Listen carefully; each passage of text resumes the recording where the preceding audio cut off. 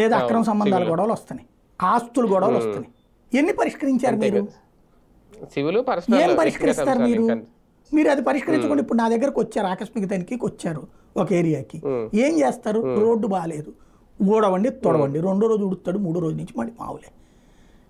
ఆకస్మిక తనిఖీ అనేదానికి ఒక అర్థం ఉండాలి. ప్రభుత్వ కార్యాలయాలకు వెళ్ళు, 4 రోజులు ప్రభుత్వ ఉద్యోగులందరూ నీకు వ్యతిరేకం అవుతారు. అరే జగన్కి వ్యతిరేకమైంది అంత చేస్తేనే ఏమైంది? ఈ ఆకస్మిక తనిఖీ చేస్తే ప్రభుత్వ ఉద్యోగులు వ్యతిరేకం అవుతారు కాబట్టి చెయ్యరు.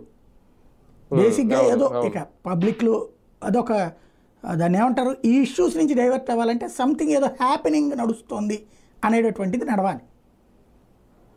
రెండోది ప్రతిసారి వెళ్ళిన చోటల్లా జగన్ నాశనం చేసేసాడు, నేను బాగు చేస్తున్నా, నాశనం చేసేసాడు, నేను బాగు చేస్తున్నా. ఇది మన మైండ్లలో ఇది ఆషామాషి కాదండి. హిట్లర్ అనేటువంటి వాడు ప్రపంచమంతా దరిద్రులు మనమే కరెక్ట్ అని చెప్పినట్టు, అట్లాగే ఇప్పుడు ఎవరైతే ఆల్ ఖైదానో లేకపోతే ఉగ్రవాద సంస్థల వాళ్ళు మైండ్ గేమ్ ఏం నడుపుతారు, ప్రపంచవ్యాప్తంగా ఉన్నటువంటి తమను నమ్మేటటువంటి వాళ్ళకి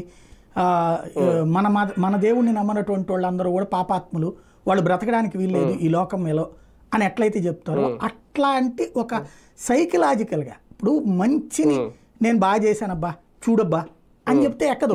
వాడు వెదవబ్బా, వాడు దుర్మార్గుడబ్బా, నీకు కూడా వాడి వల్ల ప్రమాదం అంటే మనకి వెళ్తుంది. నెగిటివ్ సృష్టించడం ఎప్పుడైనా సులభం, పాజిటివ్